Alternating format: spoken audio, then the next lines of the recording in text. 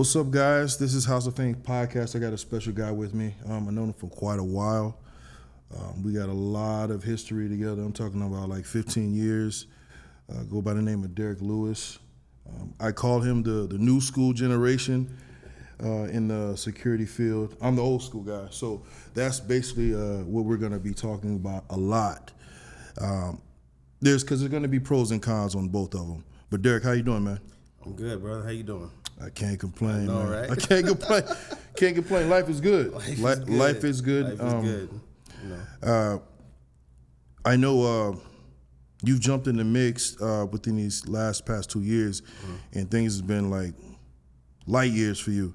Yeah, You absolutely. know, most people that do jump in this industry, this EP world, it's slow. It's a slow grind. Right. It's a slow grind, but due to the fact that you've been affiliated through certain things in this industry before you tapped in, and that's what I've noticed. You know, tell me if I'm wrong, but what things do you feel that was a struggle for you getting in? Because I remember when we talked, when you were first trying to get in, you were trying to find how to step in. Explain that. Yeah. Explain what that meant when you was talking about that. So basically, as far as the world of security, I've dabbled in it for a while. I started like 2010, but I was never doing full EP, never full executive protection. A couple VIP parties here, and like you said, I've been affiliated, so we kind of know celebrities, et cetera, et cetera. And I've been doing I guess you would call it the homie security role for a while, but I really wanted to go legit because I've been paying attention and I noticed a lot of shortcomings. Let's put it that way. So I wanted to make sure that if I came into this, I wanted to go 100% full force and do it the right way. And that's why I tapped in with you. I was like, I know homie for a long time. I've been watching this grind. I seen him, start from the bottom and go all the way to the top. I seen the ups and the downs. My dog's still kicking, and I reached out to you. No, that's what's up.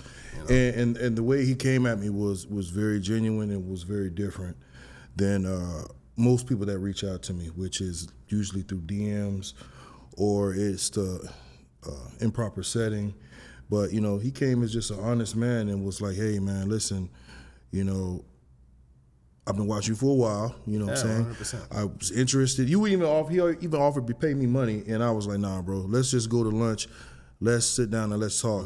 And with me is I will always give the honest truth, the ups and the downs, the ins and outs, because there's a lot of facade in this industry that people clearly they don't see. They just see the glitz and the glamour. I spoke about that in a few episodes back, but the fact that you're a new school comer, you know what I'm saying? You come with a certain set of tools, a certain skill set that the old school didn't start off like that at first. 100%. Me, I kind of had a little bit of an advantage due to the fact I wasn't in law enforcement. So I was already a little more up to par with, and not trying to downplay anybody that wasn't in law enforcement or military, but I was a little bit advanced, you know what I'm saying, far as that part. With you, what did you feel that you had an edge on the old school industry? Well, so what I noticed, again, from being around and seeing how other people did the job, people kind of were stuck in their ways. It was kind of the I know everything, I've done this for this many years, et cetera, et cetera. There was really no continued improvement, right? And I didn't see that from you. And because I know you, I was like, yeah, all right, he's definitely moving a lot different. This looks different, that looks different. And me personally, my journey in security, like I said, I dabbled in it for a while back, but my main background is in fitness. And through fitness, I've been able to network with a lot of different people in different industries, whether it's celebrities, professional athletes, military, law enforcement, a bunch of first responders. And through perfecting my craft in fitness, that made me kind of an authority to these people, that they would invest their personal bucks to come and work with me. And I would give them exactly what I saw that they needed. So I'd always do a full evaluation. Okay, you're strong here, you're good in this, you're good in that. Let's figure out what your weaknesses are, let's fix it, and let's get you better. Because when it comes to first responders, like your main goal is to get home every night, right? So how could I help you do that? Okay, you did this, you did that, and I would always find the missing holes and I'll fill it in. And through that, I got into a lot of defensive tactics, hand-to-hand stuff, working with guys and girls on things they didn't learn in the academy, the marksmanship, the shooting, all that stuff came, from working with military guys and girls to the point where I became an instructor. Yeah. And I would actually teach people. But my whole approach was always, even with fitness, you never stop learning. You never stop getting better. So when I felt like I was, all right, I said, you know what, I see what's out here. Just like I'm not trying to downplay or, talk shit about law enforcement. Yeah. I respect everyone that, does the job. Some people are just assholes, but some people are great people. When I noticed the deficit in terms of training and skill set, it was mind blowing to me, bro. Like Okay. it was mind blowing. Yeah, I couldn't believe it. I'm going to explain that to you, and I'm going to explain that for the fact that I dealt with the police, worked in the police department, and been in the police academy. First and foremost, there's not that many athletes. There's guys that's like just fresh out of high school. Facts. Which I still don't think that it should really happen that way. I think you should have some more education, far as like either do 2 years of college, something where you're just practicing that craft. You know what I'm saying? Me, I did go to college and did get into law enforcement, far as doing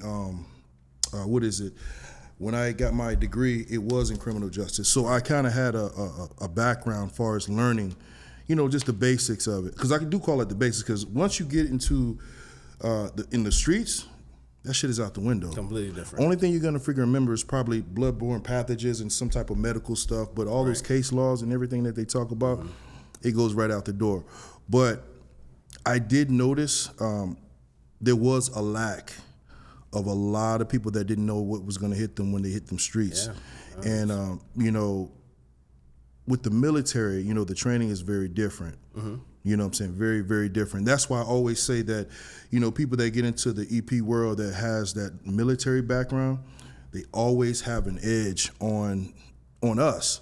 You know what I'm saying? Because they're already trained into that. Now, In certain respects. It's certain respects, but you came in a certain way. You know what I'm saying? Because you was already training like that. Correct. You know what I'm saying? That's why I have a different perspective, right? Because I am a civilian. I trained with a lot of law enforcement, and I trained with a lot of military at all levels, from basic training to officer candidate school to tier 1 operators. Yeah. Like, I see and I understand the difference. The huge difference is, like, people lump law enforcement into one category. It's not like that. People dump military into one category. It's not like that, bro. There's different levels.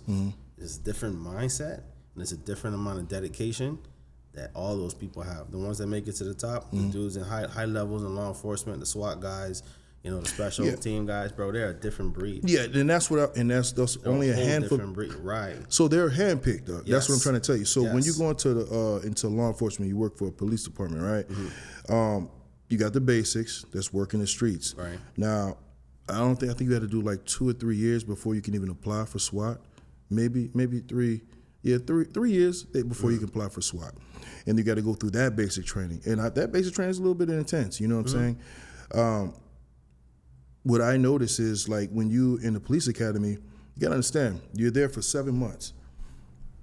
Most of those months is all book work. Right. You're not really doing the physical part, which law enforcement has a lot to do with physical, especially mentally.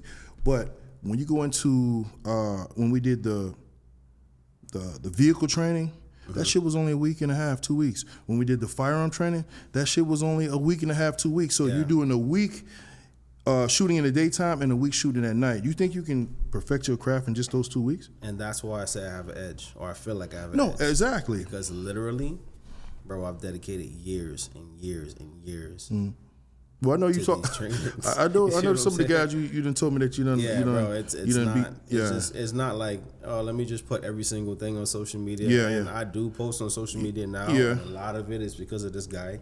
He's like, bro, you got to get out. That's the new resume, bro. It's nowhere around it. It's nowhere around. You know what I'm saying? Doing that kind of stuff, bro, was always hush hush. Keep it on the low. No, no more than you show. Say less than you know. See, even though you're okay, so I'm gonna tell you like this. Even though you're new school, that's the old school mindset because we came into this industry. There was no social media, so everything how to get into this EP world, we didn't know how. Right. You just had to be at the right place at the right time, and you had to have an opening or whatever. That's how I got in. Mm-hmm. I didn't find nobody on Facebook or was Facebook at that time or IG, which people do now. They do their research. They start following. Like for example, I'm pretty sure you got guys that admire you and they're following you because they're trying to see what you're doing or what you're into and how can I get into your business. I'm pretty sure you get a DM like that. I get like that all the time. Questions. Yeah, they're gonna always look back, whether it's the shooting or whatever it is. You know what I'm saying? So the old school way, which we spoke about before, that's how it was with us. You know what I'm saying? Now, mind you, there's a lot of people in the old school that they don't like the transition of how it's becoming because I see the new school, they're more tactical. Absolutely. Yeah, way more tactical. They have more traits that they can work with. They have more individualized traits. Yes. Yeah. You know what I'm saying? They're, what's the word? The dress code is different, very different. The size is different because back in the day, it used to be they wanted the big guys. Now they shine away from that. Yeah, that's another thing we talked about. Now they shine away from that. Now they want the guys that blend in. Yeah, you know what I'm saying. So it's not about your size anymore, and that's what I tell people about. It's not about your size. They want to say, hey, what are your traits that you have? Do you know how to fight? Are you in any you can't even just say I can fight. Do you do any combat training? Correct. Oh, you do? What kind of combat training you do? Do you do boxing? Do you do mixed martial arts? Okay. Oh, you good with the firearm? Oh, what type of training you do with the firearm? You know what I'm saying? These are the questions. I'm not even gonna lie to you. These are the questions that these new clients ask. Back in the days, they didn't even ask that shit. Right. They will see that you're 6'8". Yeah. You know why? Quality control, bro. I'm telling you, they seen the same things that I seen. I've noticed that, bro. That's literally the same thing we talked about. I'm like, dog. A lot of these guys that I'm running into and I'm seeing doing the work, bro. They're not really like that. They're not who they're portraying themselves to be. I'm definitely not trying to work with nobody like that. So when I came to you, I know you. I know what you about. Yeah. You see what I'm saying? And I'm like, I already did a lot of research. I had my questions written down. I had my notes. I did a lot of research. Absolutely. Bro. But so it was like, I'm coming to you with these particular set of skills. What can I do, or how do you suggest I market this and use this the correct way to get into the business? Well, what licenses should I go ahead and get? What, you know what I mean? Like, what should I say? What should I not say? Like literally the back end, the business side of it. Because the skill set, we have the skill set, and we continue to grow every day. Yeah, like that's just regular life for me at this point. Like I've been doing this for a long time. This is just. I'm always getting better. You just have to, you just got to apply it more and more. Yeah, the resume is never going to stop growing. That's just the way it is, right? But what is the correct approach to take to get into the business? And that's when you was 100% honest with me. And from that conversation, I was just like, fuck all the mother. Excuse my French. I don't know if I can curse on here, but go ahead, man. I was like, fuck all the mother dudes, bro. Yeah, I'm rolling with my bro, and that's it. And you know what? And the thing about it is, even though the fact that I've been in the game so long, I've still learned. Like for example, by you coming on board, and you know what I'm saying, and having your way of your style of the way you are, I've learned from you. You know what I'm saying? And that's helped me elevate as well. And that's one thing I am when I have a team. I never get a team that we all have the same mindset. I always want us to all have our own special trait. That this person's good at this person's good at this. I was never the type of person, even though I had a company, I always sucked on like payrolls. I pay, but like keeping up and keeping it organized and like, and then when it's time to pay your tax, I'm like, damn, who the fuck did I pay? The business. Yeah, you know what I'm saying? So that aspect, you know what I'm saying? So the thing about it is the reason why I stayed and kept up with everything as far as the industry, because there's a lot of old school guys that died out. You know what I'm saying? They can't get no work, and it's not because of their age. It's the simple fact is because they didn't evolve. They didn't want to evolve. That's the point. I evolved. Yeah. You know what I'm saying? Okay, this is the style of training that these clients like now. Okay, they want to be more into the tactical look. They want to know that you're getting training. That they want to know that I want to see that if something goes down, that it's going to happen. Like you know what you're going to do. Yeah. Because I'm telling you, there's a lot of people that's been in this industry. Somebody told me something. It was a guy that was in the industry for a while. Anyways, he was talking about how, he don't like the whole firearm situation, something like that. He said something about he didn't carry no firearm back in the day. Some shit he said, dog, I don't know. But I told him, I was speaking about this. I told him, like, okay, I understand they didn't do that back then, but what would happen if you have your client and your back is against your client is 100%. in your back against the wall and you got your client behind you and they're shooting?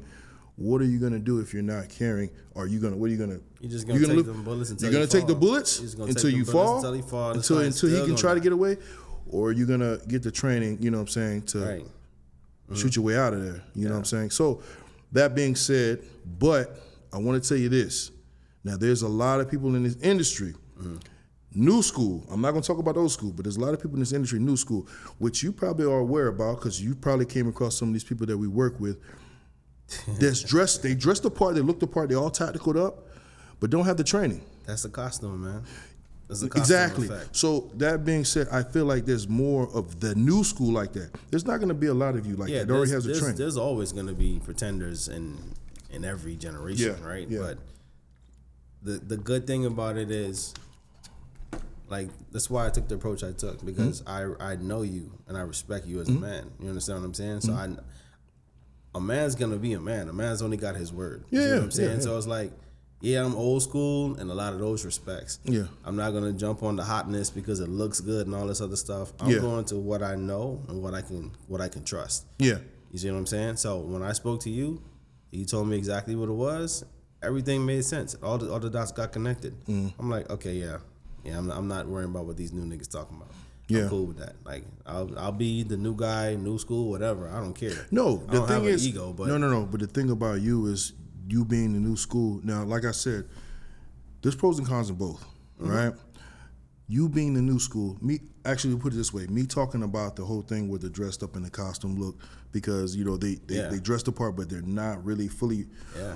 You've already shown that you come with the craft. You know what I'm saying? Bro, with the look, you know what I'm saying? I've been the that's what I'm trying to same say. Dude in sweatpants, But there's basketball always shorts, no exactly gym gear. I'm still strapped, and I'm still ready to do what I got to there's do. always a face of either the old school or the new school. Facts. You know what I'm saying? I feel like right now, and I'm not trying to sit here and toot your horn, bro. Nah, bro. But I feel like you're gonna be the face of the new school because you come with all these components already that you already can show. You know what I'm saying? You already have everything preset. The old school, you know what I'm saying? You just got to evolve, bro. Like it's hard to as much as you want to stay in your set ways and you have this routine of you know how to do this, you know how to do that, but things change and some people don't want to change. I've seen people have powerhouse businesses. You know what I'm saying? Yeah. They have a big business, a security business that it died out because they still stuck to their same old way. You know what the crazy part is, bro? What they fail to realize is that could be their retirement right there if they just embraced the new school. They embraced the change, right? Yeah. And they actually mentored a lot of these dudes coming in with the skill set, they just want to compete, bro. Like, you can't compete. No, you can't. You can't. Actually, bro, I ain't gonna lie to you. I'm getting a little backlash from some of, no, not being blunt about it, but you can see it's like kind of like they're saying a few things that kind of like, is this dude talking about me, dog? Let me tell you like this. It's just like this. The fact that I'm speaking about a lot of things that, some people feel like you should go to school for, like far as like these security schools. I don't speak nothing bad on. I feel like that's a way to get your education. It's good to get a foundation or something like that. But I'm just gonna go like this. Yeah, you do that and you go to the schools and stuff like that. But look, even me going into the police academy, and like I said, as soon as I got on the damn street, none of that shit applied. Forget all that shit. All that shit went out the fucking door. I'm talking about all that shit went out the door, and they let that shit be known. Right. Like, no, bro, it's nothing like hands-on of trial and error. It's trial and error. I'm not saying I'm not saying that use a trial and error for somebody's life on the line and stuff like that. Because like I told you, there's certain things in these schools that you can learn. You know what I'm saying, that you can do. I think the CPR and how to stop the blood control and all that. I think that shit is great. Emergency, I think that shit is amazing, dog. But when we're talking about tactical training, as far as like using your firearm, your weapon, all that, I think you need to go to a firearm instructor or that type of course. Yeah, You know what I'm and saying? not just any firearms instructor. Like there's Yeah. different styles of shooting. There's Yeah. different, you understand what I'm saying? Like, yeah. And I've trained in a lot of different disciplines in shooting. Mm-hmm. Like, I started with traditional, go to a range, paid an instructor, learn the fundamentals, learn, a little bit more advanced shooting, and then even all the way out to competitive shooting, competition shooting, which is, in my opinion, the highest level of marksmanship, the test, in terms of speed, target acquisition, you know what I mean? Like accuracy, like applied accuracy in real time. That's as high as it gets. Now, that does not mean that tactical or military style training is inferior, because guess what? In competition shooting, we're just throwing lead down range. There's nothing coming back at you, right? So there's no tactics in terms of defensive shooting from cover, things of that nature. So there's always pros and cons, but it's the same dog and pony show. Yeah. This group feels like they're better than this group. Yeah, Instead yeah. of, just combine the two, take what works from this, take what works from that, and formulate your own thing. And that's what I did. And that's how I did it. Yeah, You know what I'm saying? That's what I did. I'll go and, okay, yeah, your course is what? I'll pay your course. I'm gonna go and learn. Some courses, I'm not gonna call names. I paid a lot of money for. I would never recommend them. Ever. I won't even call the names. Other courses, thank you. Money well spent, and I can't wait to do it again. Yeah. Right? Because it taught me a lot. And there's certain courses where of course, you have your competitive shooting, you're shooting stages, you're shooting matches, you have your tactical style training, whether it's shooting around cars or, vehicle interdictions or whatever, just shooting from barricade positions, or all that stuff. At the end, there has to be some sort of test, a climax, some kind of climax to that course. It can't just be, all right, you did the course, now you can say you did this, you did that. No. Is there a force on force component? Like, how do you apply all of this shit in real time with somebody shooting at your ass? Yes. Like, how do you do that? Like, can you do that? You need to demonstrate that. Yeah, And a lot of dudes have never done that. They've never experienced it. Do you agree with the levels of force? Like, use force with force, meaning that, for example, like if let's say you're in a fight. Let's say the dude's bigger than you, right? Yeah, I mean, but been in that situation. no. Uh-huh. But the example I'm trying to say the levels of force. So let's just say you're in a fight, right? The dude's bigger than you. The dude probably has more combat training than you. You're losing. You know what I'm saying? Will you pull a weapon out, or will you pull your pistol out because you're losing? That's the question I have to ask for you. Because you're losing, you got to define that. I mean, that's not, I'm on the floor, I'm getting the shit beat out of me, and I'm gonna be a little bitch and pull my gun and shoot. Yeah. No. Okay. Absolutely No, not. because there's people out here that feels like they. Go ahead. No, the gun isn't okay. So this is a good topic. No, because I'm gonna break it down. Yeah. A lot of dudes think because they buy a gun, they're the toughest guy in the world, or they're Mr. Billy Badass, and that's a key indicator for someone like me who's carrying, and you may not know, and I might be a little bigger than you, but you got all the confidence in the mouth in the world. That tells me, bro, this dude is definitely carrying something. You see what I'm saying? So I'm not gonna match your level of aggression. I'll be the bitch, whatever. But the minute you take an aggressive action towards me, and I see you going to reach for something, I'm putting you down.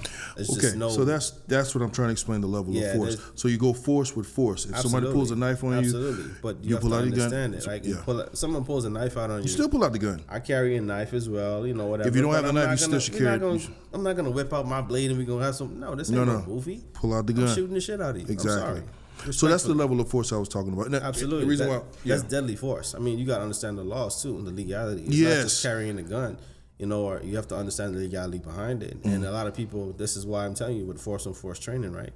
A lot of people think, like, I see a lot of times they might see police footage of somebody getting shot with a knife. Oh, you didn't have to shoot him. Why didn't you just shoot him in the leg or some shit? Dude, that's not the way we're Do you trained. know how fast someone can close distance on you with a blade? Listen, we're With not a knife? Yeah. Well, let's get this straight. In any type, I don't care if it's military or law enforcement. You're not trained to shoot anybody in the fucking leg.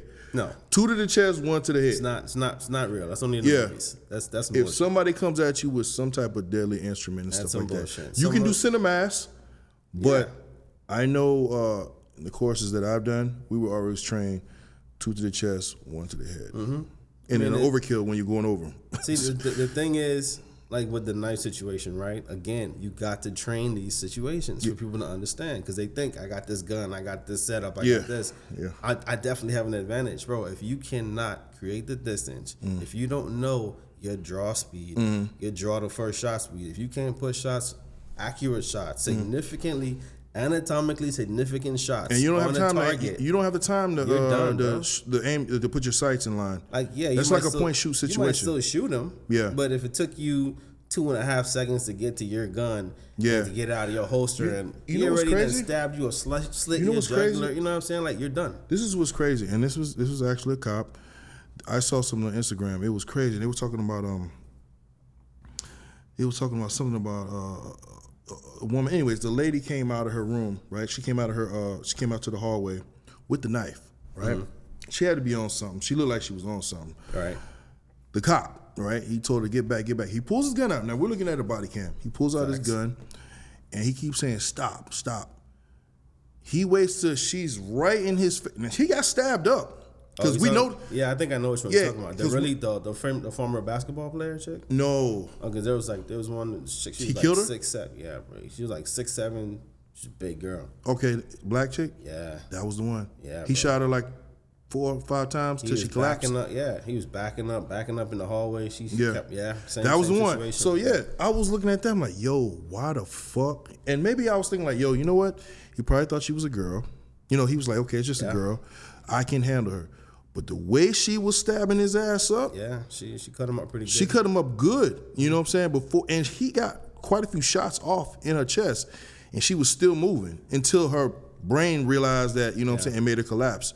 But like situations like that, he could have been in a situation where he could have got hit in the artery. And he would have died along with her. She swiped right at him.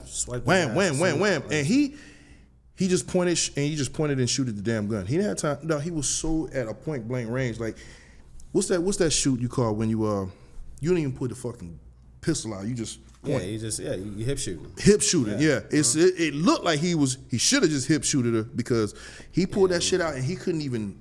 Nah, it was bad. It was bad. That's another thing. A lot of people, if they've never been in a situation like yeah, that before, we could talk all day. And, you know what I'm saying? Some people freeze up. They think like, it's gonna I'll be do this this, I'll do that. perfect situation Don't even get where started with the whole it's gonna freezing up have shit. the draw. Everything's gonna be No, it ain't gonna never happen That's like not that, how bro. it is in real life. Well, And most of the time, you're behind you're behind the ball. You know I what I'm saying? had if some. if you're not paying attention, Yeah. if you're not picking up on pre-attack Yeah. indicators, and you're not really vigilant to your surroundings, Yeah. and some shit about to go down, Yeah, you operating at a deficit. yeah. Somebody ambushing you, or they already got their gun out, they got it up. Yeah, aiming at you. I've had situations where Yeah. they had to up on me and they fired off with the AR. You know what I'm saying? Yeah, but and they it's miss and you different. don't. Simple. No. Yeah. But it was at quite a distance. It was at quite a distance. Nobody hit anybody, dog. But it was a weird setting, dog. It was I don't know if you remember where I don't even say the name of the fucking place, but yeah. It was at a distance. All I remember is this: I turned around. No, I was walking. I was walking with this girl, and a person got kicked out the club. Right. Yep. You know what I'm saying? And I'm walking to the car, and all I see is like leaves. I'm not gonna say, I'm not gonna explain that part, but all I saw was leaves kept hitting my body. I'm like, yo, is it birds up in the fucking, you know what I'm saying? Or is it like squirrels up there? So like the leaves is hitting my chest, and then I turn around, and I just see the sparks. All I see is the sparks just letting off. And yeah, he wherever he was at, he positioned himself. Yeah. He was on a highway. He positioned himself to where he got a good angle just to where he take can. shots off. Yeah, and he was on the highway And the thing is, to where he can just. That's as good that you said that, because if somebody is listening to that story, they're gonna be like, "Bro, you didn't hear the gunshots? No, Or you bro, didn't hear that the shit was bullets? no, Or you it didn't was hear the bullets no. passing?" Bro, it depends on the surrounding environment. Exactly. If the club is loud, if the dude's shooting from way over there, A distance. bullets sound completely different. It does. Coming It does. at you Yes. than Yeah. on TV. Don't be looking at these movies thinking Yeah, them it's- shots sound like that. They don't sound like that. Now, when they hit the pavement or the wall or some shit, then they have that little ping, that Yeah. ricochet sound. But Yeah. other than that, it's just it's coming at you. Yeah, You don't and it even- wasn't you can't hitting hear no nothing. concrete or nothing, man. Wherever he was aiming, because he was not aiming correctly, he was hitting bushes in the trees Thank and all God that for stuff. street And niggas, they can't shoot. yeah, point and shoot, hip shots.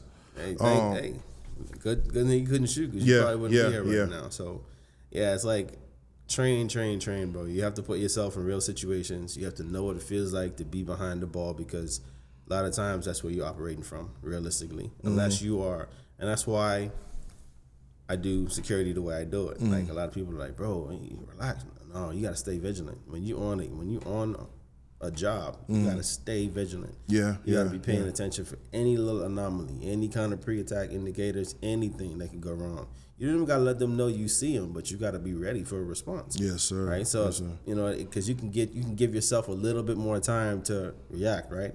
Get your client out the way. You know what I'm saying? Find a nice position where you can have some cover just in case some shit goes down. You know what I mean? Or position yourself to get a good draw. You might have to conceal your draw. You might have to find a shot if you're in a crowded environment. You know, just pull out a gun and like in the movies, everybody just no.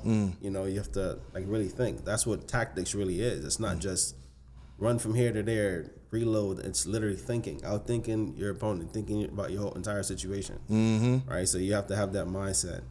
You already know. We go in, we know an egress point and a backup. Yeah. Different vehicle. We ain't gonna give too much sauce away, but Yeah, you know how no, it is. hell It's a no. lot of things that go into what we do. Well, let me ask you a question because I know you're very diehard when it comes to the firearm. How often do you train a week? Because I know every time I call you, I'm hearing the background of the range. I'm like, damn, you're in the range again? I'm gonna say as much as I can. Yeah, You know, with like the I'm job not on. gonna give them too much. Yeah. But definitely multiple times a week. Let's put it Multiple that way. times a But week, I'm not. yeah. I'm gonna say as much as I can because I'm actually working. I'm in the field. I have to train myself, and when I can't get to the range for whatever reason, to still dry fire. Let me It's ask you always this. dry fire. You got to be very familiar with your weapon in different conditions. You know, different situations. No light, low light, everything. Yeah. Right? So if I can't get to the range, trust me, I'm still drilling at home, or I'm going outside when it's pitch black, or I might go to undisclosed location. I'm not gonna say. Yeah. And you know, Well, get it in. Let me ask you a question because you know they people have told me this. Military guys, they would tell me, and I'm just going off of 2 people that told me this. They feel that it's harder shooting with their pistol than I'm the other way around. Because I came into law enforcement where we're just using our pistol. You don't really use. That's your primary weapon. It's primary, in law yeah. enforcement. In military, your rifle is Is your primary, yeah. Sometimes you may not even have a secondary, depending on the situation, right? So it's rifle.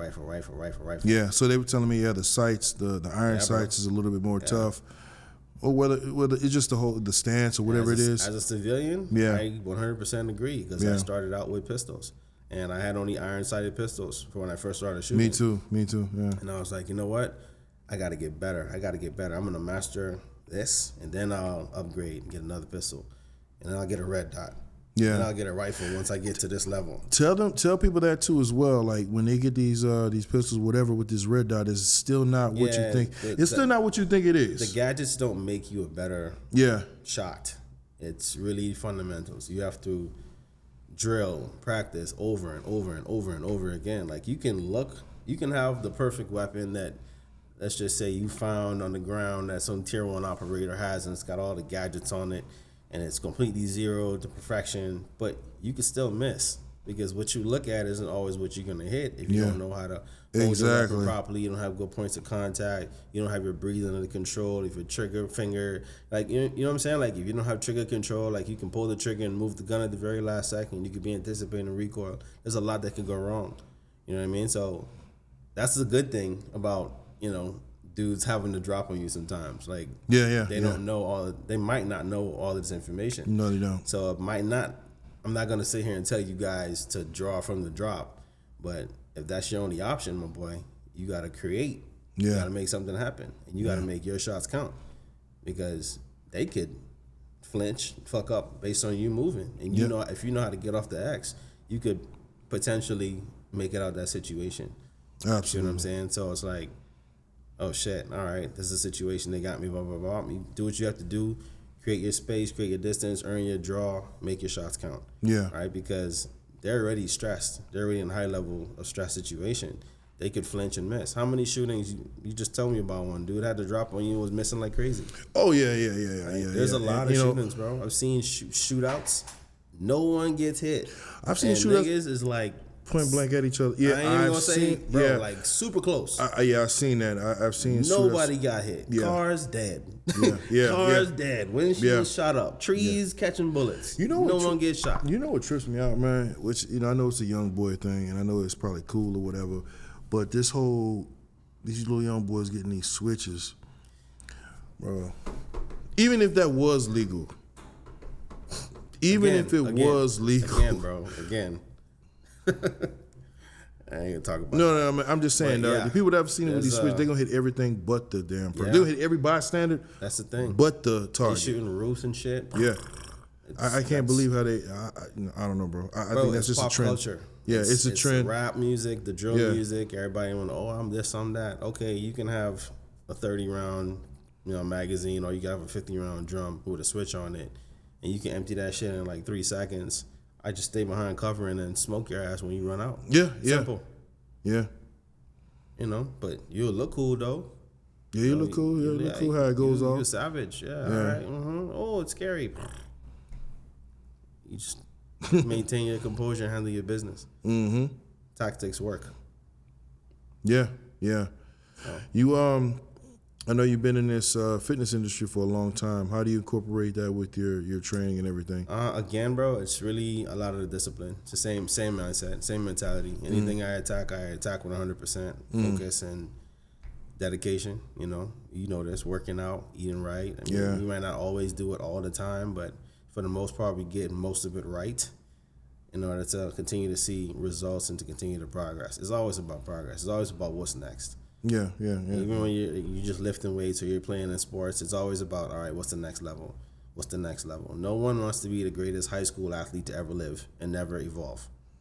There's always a goal. I got to go to college, right? I got to go to the pros. It's always the same mindset. Even in the gym, dudes that lift, they might start lifting for whatever reason. Maybe they're getting bullied or they want to get girls, and it takes different forms. Sometimes they end up being professional bodybuilders, right? And then even that, there's different classes, different categories. That was never my thing. I was never really a bodybuilding guy. Like, I don't be standing on stage with a bunch of dudes in my underwear. I'm not into that either, bro. Like, I'm not gonna lie to you. I know due to my size, everybody asks that, but I'm like, bro, honestly, I'm saying, no, that's just not me, dog.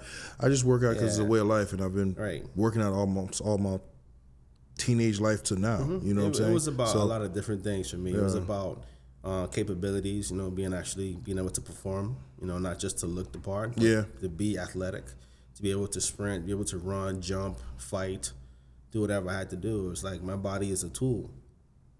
It could be a shiny tool that looks good, or it could be something that's very, very, very capable and very functional. Yeah. Right? So it's like that was kind of my mentality. The more I learned, the more I realized how much I didn't know. And then my whole thought process around training and fitness changed. It went from just being this super athlete or this uber athlete, this really strong, fast guy, to, hey, how do I rejuvenate my body correctly? How do I have longevity? How do I prevent injury? How do I rehab properly?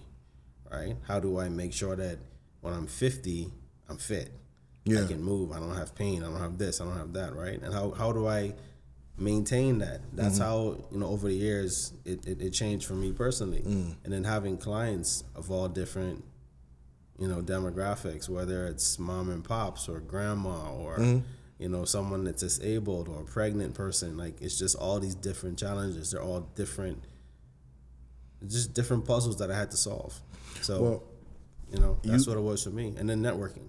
I networked like crazy. Network is a lot key. of customer service, a lot of de-escalation issues, a lot of, and that's what it was. One thing I noticed, one thing I did notice about you, what I'm saying, especially when we got like a few contracts together, you definitely had a great presentation. Oh yeah, what I'm saying? Yeah, your sales skills is definitely up to par. You know what I'm saying? You really know how to upsell, you know how to do all that stuff. So that's one thing that I did see. I'm pretty good at it too, but I'm gonna give you the really props on that. You know what I'm saying? When I sat there and watched, I'm like, damn, this dude really got everything mapped out and planned out, and he had every answer for every question that person has. Because if you don't have that answer, that's when they got you. You have to, and that's what I'm saying. Like, you have to look at it as it's like when you design the program for a client or an athlete, right? you have to know where they're at. You have to know what the ultimate goal is, and you have to find multiple ways to get them there. And you just give them options. Right? It can be, you can be from A to Z. I can be with you every step of the way, hold your hand, every single step of the way. We do our weigh-ins every week. We check our nutrition. We do our, our program adjustments, et cetera, et cetera. Or I can create a program and you do it on your own. Right? There's a bunch of different. So you have to know your client, know the needs, and you have to believe in what you offer. And it was easy for me to do those contracts because we're the product. That's right. Yeah. It's like, we're the product. Yeah. I know you. I know me. I know what our capabilities are. I know what they need. It's a no-brainer. Now I just have to get them to understand that we have the answer. We have the solution to their problem. And the only way they're going to understand that is they're going to have to voice their opinions, their frustrations, their concerns. And as soon as their concerns are already addressed with a response, like an actual real solution, they don't have a problem. They don't even ask how much it costs. They're just like, all right. Remember that we did a contract and we were just like, yeah, the paid, our initial deposit's going to be on this day. He's like, no, well, I'll pay you tomorrow. Like, yeah, I'll have him paid tomorrow. Just like, oh, okay. Yeah, that works because guess what? All of his needs were addressed. There was no more questions about it. So I tell people all the time, I've been in sales for a long time. Yeah, of many different types of sales. You understand what I'm saying? So I can't sell a product or a service I don't believe in. I can't because I don't believe it. It's like I'm lying to myself. I can't even. You feel me? I can't do it. So I've been in situations where I had to walk away from it when it just wasn't aligning with my beliefs. Yeah. Or I didn't have confidence in the service or the product. Didn't matter how much money was coming in. I can't do that, bro. Like, there's too many ways to make money. So I was like, okay, I believe in this. And again, it just goes back into, you're not the only person I talked to in this industry before I decided to jump full force in. They just were incredible. Yeah. Looks good. Yeah. Look great. Well, with me, it had to do with like a lot of trial and error because I didn't really. And that's what I respect. Yeah, I didn't have a blueprint. So I've had my times where, I had to learn how to do payroll. I had to learn how to do 1099s to not get paid for other people's taxes that I spoke about before in another episode. That sucks. Yeah, man. Yeah, especially when you're working side by side for a good year. Uncle Sam only see how much money come in. Man. I was like, bro, that was a nightmare. That year was a nightmare. But it was a learning experience, and like I said, everything was a trial and error, and I think that's what made me overcome and become good as I am now. Everything I had to, besides the fact of how to move, like I said, I had people teach me that. I was gonna say that. Here's what because when we first started, we were supposed to do a detail together. Then the schedules got mixed up, and I ended up doing some other stuff with some other people, right? And it was cool. When I worked with you and saw the movement, my initial reaction, like I understood the formations and everything that was going on, but I was always under the impression that, the lead guy has to be in the front. The lead agent has to be in the front, has to do this. Nah, it's not true. Right? You have to, the client is what's most important, and you have to fill in gaps wherever there is. You have to flow. It's a free-flowing situation. It just works flawlessly when guys work together for a long period of time. They knows how to do it. Yeah. Right. So it's like, that was like one of the first things I was like, oh, okay, I understand what's going on. And then just me not wanting to overstep. And then you would be like, nah, go ahead. Nah, go ahead. And I was just like, damn, nigga, actually, like, okay, like, 100%. And then from then I just started, boom. It was just like we filling in the gaps. Yeah, filling in the gaps. And one thing you always said to me, even from the beginning, you're just like, bro, you don't work for me. Like, we're both bosses. We work together. Yeah, that's true. Like, I fuck with that because I've worked with other people where their whole MO is to keep their people foot on your below neck. them down. They don't want to get any better. They don't want to grow. They don't want to evolve. They just want you to do the labor for them so they can get the money. Yep. And the only way you'll keep working for them is if they don't allow you to progress or grow. And I can't fuck with that. Yeah. I don't respect that at all. So when I see it, I call it out. Or I just remove myself from it. And that wasn't the case with you. You actually put me in positions to elevate. And you were like, all right, I'm gonna try this out. All right, you handled yourself well. I got good report. I got good feedback. Boom, boom, like you did after action reports without me, obviously about what happened, and then you gave me the feedback, and then put me on the other shit, and then put me on some other stuff, and I work with other people, and then I started doing solo gigs, and then I was just like, that confidence in me, dog. Like, I know I ain't gonna get all like emotional and shit. Yeah. Yeah, bro. Dog, it's that was received very well. No, Like, I appreciate you, dog. I grew up a little different. You feel me? Yeah. Bro, I was a breakout athlete, did great in school, all this other stuff. Never really had anybody in the crowd cheering for me. Doesn't matter. Yeah. You win the championships, look Yeah. over, ain't nobody in there. Yeah. I'm getting my ass whooped because I came home too late. Yeah. Yeah. Type shit. Yeah. You see what I'm saying? It's Yeah. like, what the fuck you get, bro? I was on, you didn't see me on TV? Oh, okay. I already got the whooping, so Yeah. you know, it is what it is. So Yeah. it was like, yeah, bro. Like, as men, we don't usually get that.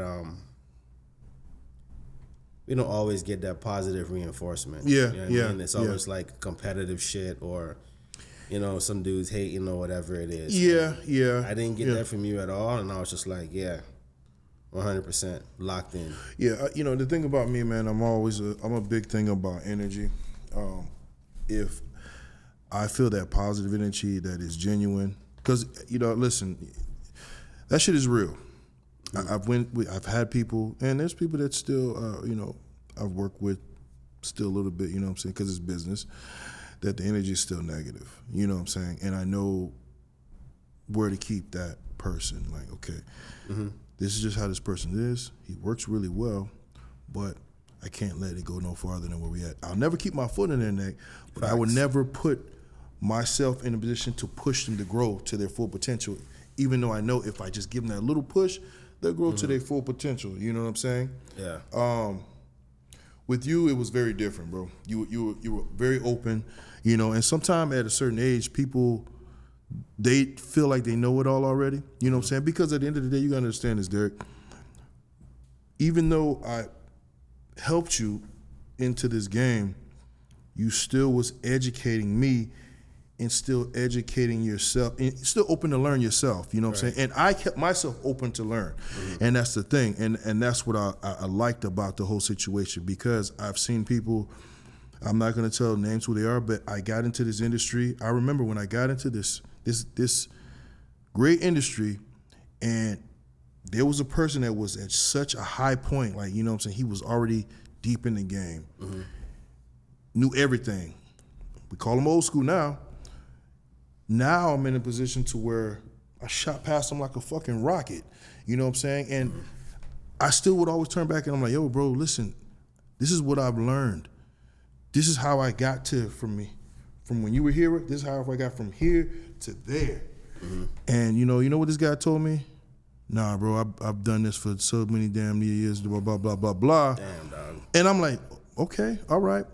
And now to this day, I'm still going light years, running around circles around him. He's still trying to figure it out. You know what I'm saying? Yeah. And like I said, sometimes you have to humble yourself. Me, I don't care how long I've been in this game, bro. There's a dude that can just walk in this game tomorrow, and he can have a key thing that will fucking make my shit elevate to the stars. You never know, bro. I'm gonna tell you, bro, that's how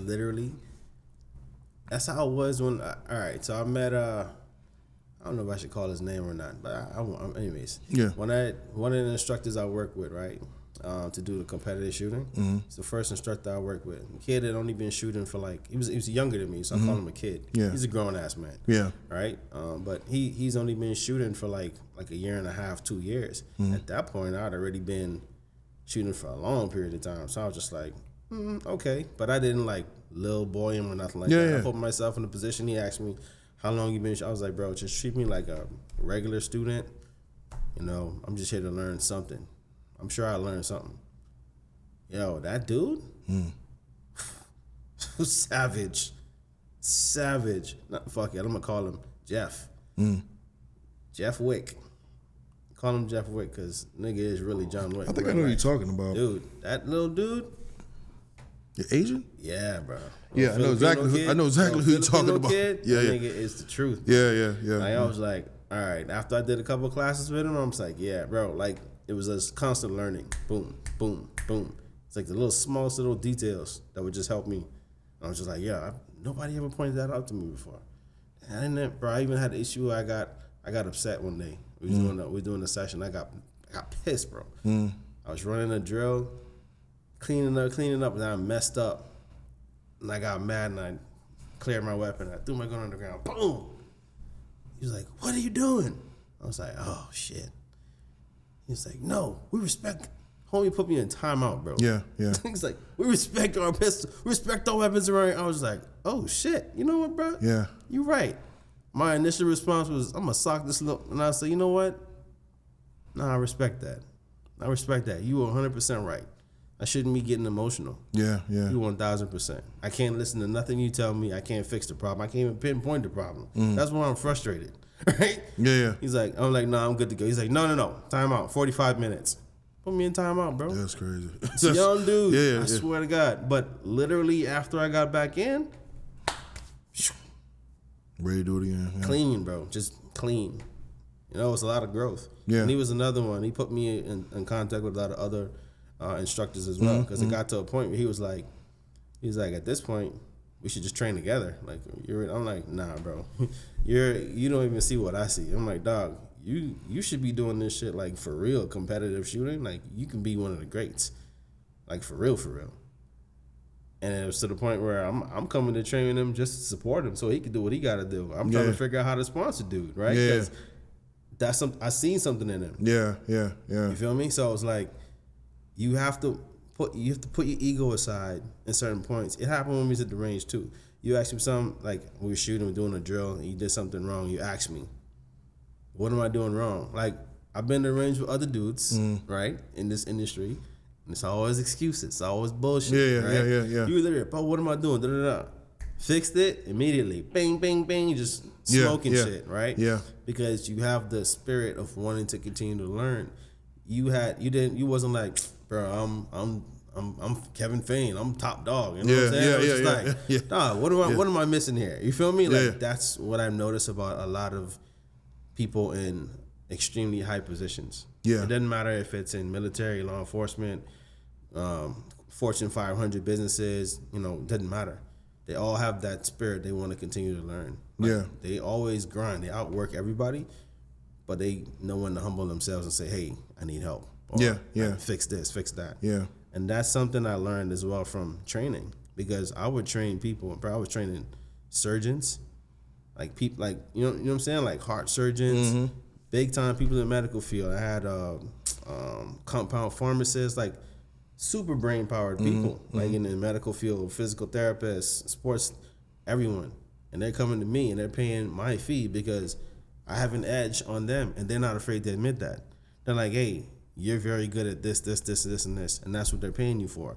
So I got to take that lesson that these people have been teaching me for years and apply it to myself. That's why I say, you know what? Doesn't matter what it is, what the discipline is, I'm going to go in every single situation as a day one individual. Doesn't matter. Hey, how long you been boxing? Treat me like my first day. Whoop my ass. If I'm dropping my hands, if I'm not getting something right, rock my fucking jaw. Yeah. Like, let me have it. You know what I mean? Don't go easy, because, let me have it. Yeah. If I'm missing something, let me have it. I need respect. that, because that's what we got in sports, bro. When you have a coach, yeah. You know what I'm saying? That's what we got in sports. Yeah. There was that accountability. There was someone always there. And it just translated into business. Yeah, So exactly. That's literally what it was. I'm going to tell you something, because I know I spoke on one of my episodes about people that were under their wing. I was under their wing in the beginning, which, like I told you, was, Badu, the other West African guy, Abdul. Solid. Yeah. Solid dude. And then Big J, you know what I'm saying, from Atlanta. But this is the whole side. That was all about how to move, how to work with the client. Yeah, the actual movement. Yeah. Now the business side, even though I did like a lot of trial and error, but one guy did put me under his wing, and he treated me like his little brother, bro. God bless his soul, was Shamir. Yeah. So the situation that reminds me a lot of the situation I am now, because remember when you started working, I was like, yo, I want you to be my operational. I was his operational specialist, and I was learning it was a little bit different because you kind of came equipped a little bit more. But with me, I was younger. I still learn from you. No, learn different shit. But he put me. From you. He put me in a position to where I learned about the B license, the insurance, because he had it to where he was like, look, I just got a few venues. I want you to run it. Once you get this up and running, the way it can run itself, I'm taking you out and I'm gonna put you over here, and I want you to run this and get it up and running. And that's how I had got my skills as far as setting up shop. Working it to where it can work itself, get out of that equation because it's already running itself. Let it just. Yeah, exactly. Yeah. And another thing that he taught me was branding myself. The crazy thing now people don't understand, all this stuff that you see these security companies, how they're branding their company and this and that shit wasn't like that before he started doing that. He's a trailblazer, bro. We used to thought he was fucking crazy. We was like, yo, bro, you wilding. That's business. Yeah. I'm telling you, dog. I was like, bro, I love you to death, dog. But I said, bro, you wilding. You got your logo on your fucking sandals. You got your logo on your Balmain shirt. Yeah, he was on the bathing suit of your girl. Business mindset. Bro, he was so ahead of his time, and it's like we were so simple minded because all we were wearing was all black. We weren't even in the tactical shit yet. You know what I'm saying? So all we was wearing was all black. No, we can't show logos. We can't show that. We gotta blend in with the, bro. I kid you not. He took the security game by storm, bro. Yeah. And everybody knew his. I'm talking about, bro. I kid you not. One day I had his because I was working for him one time till I started my own business, but I still supported his brand. So I still had shirts of his that I still fucking rocked. And I remember I don't think I was in like fucking Switzerland somewhere. And I remember somebody came to me and tapped on my shoulder and was like, hey, are you Shamir? in Switzerland, dog? You know what I'm saying? I'm like, no. You know what I'm saying? He's like, no. He's like, bro, I they recognize the logo. The logo. The logo, bro. A big black dude. Yeah, so, yeah. I'm like, I must be him. Bro, and I'm trying to tell you, bro, I don't even want to talk about the situation when he passed because I was there that witnessed that situation, but when he passed, it was weird because I didn't know he had that much clientele. And by me saying him having that much clientele, when he passed, though, I kid you not, maybe it wasn't at that exact moment, but give it like a couple weeks, people mourn or whatever. All these clients opened up, like fled the gates. Like he had a stronghold on all these clients that we never knew he had all, stronghold. And then all of a sudden, we just start getting a flood of calls. Yeah, man, I used to work. I'm like, yo, you was working for Shamir too. Boom, you working for Shamir too. I remember, and me and Vic spoke about this.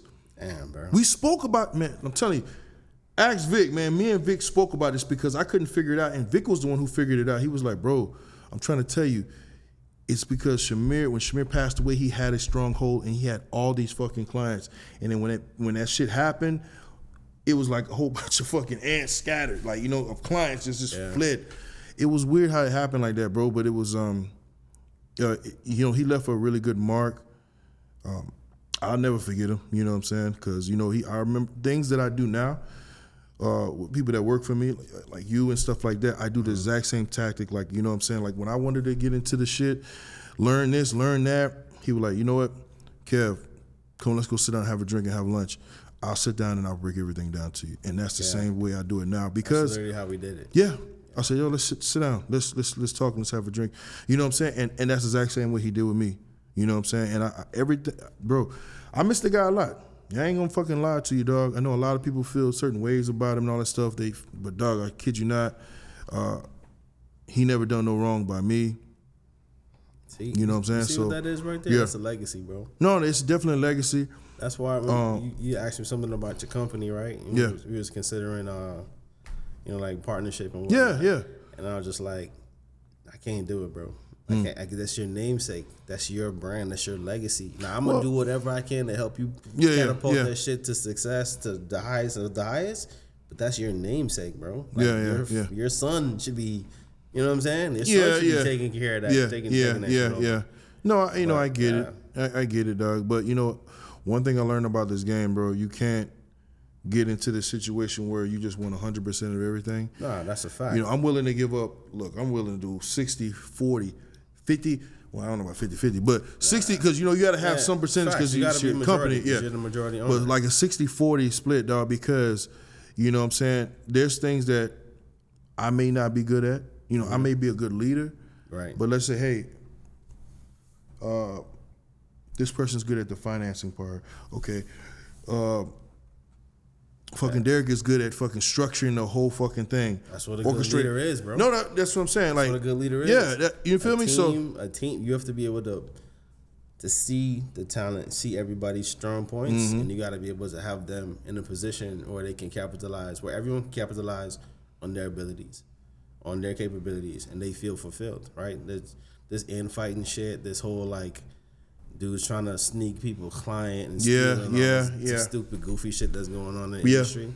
Bro, pay attention to how this shit works out in the streets. You see what I'm saying? Or in any other situation. It never works out, bro. Yeah. It never works out in the long run. So it's not worth it. And if you have a strong, solid team, bro, that shit is impregnable. It's like there's no infiltrating that unit.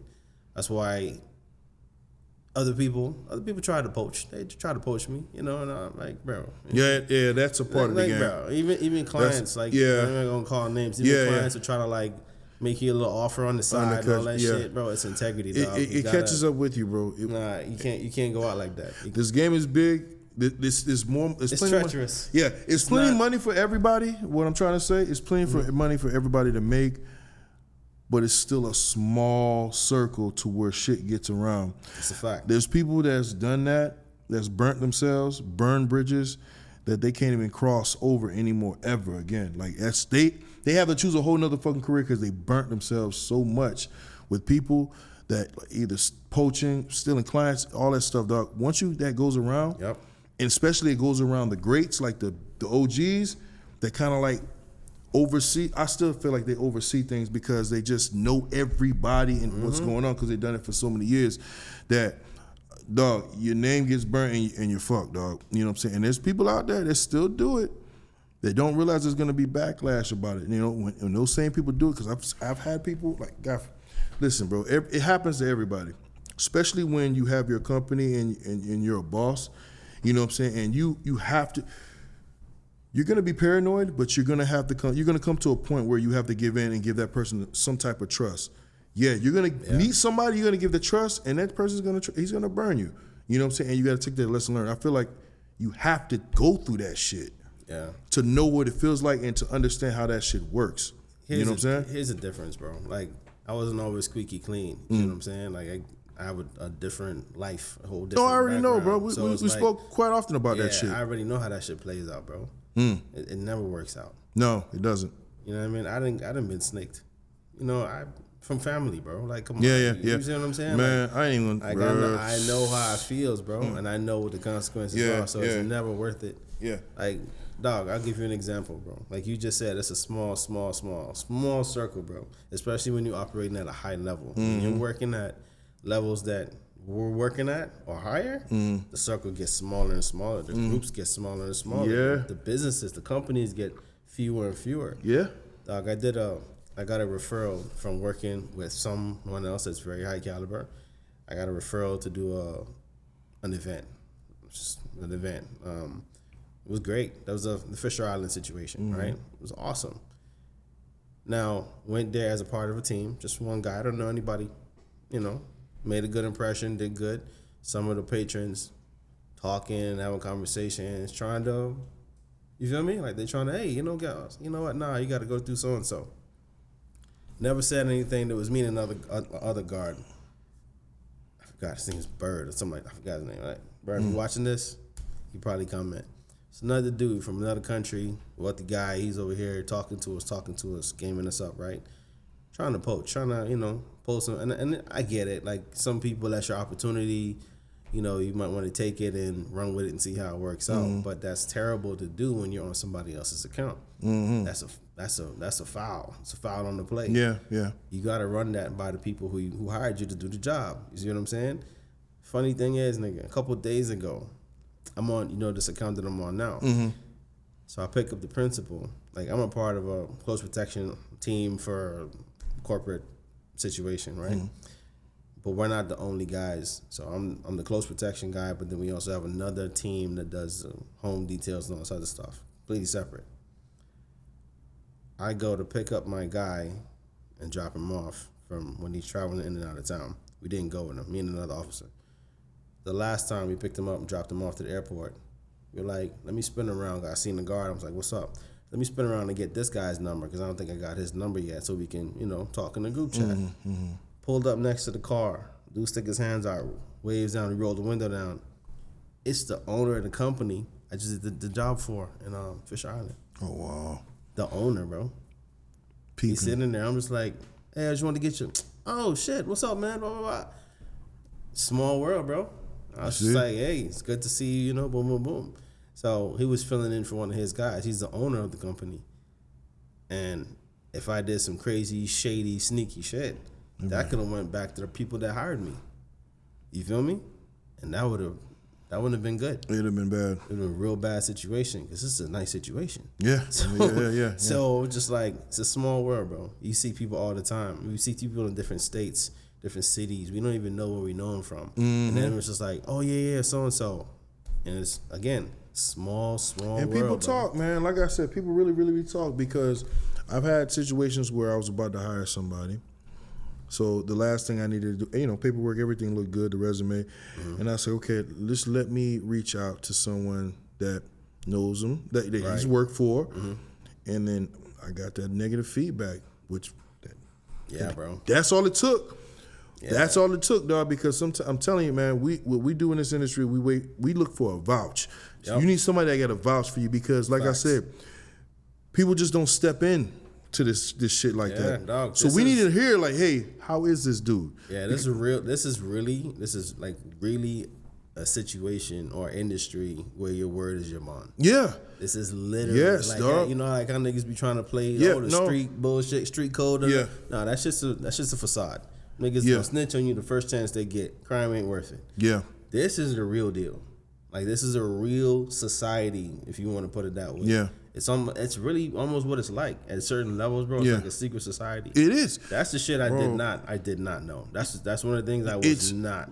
The crazy thing is this. I ain't gonna say it's the mob, but it felt like a mafia in the beginning because we never saw people working. Well, we only saw people working, but we never saw them anywhere else.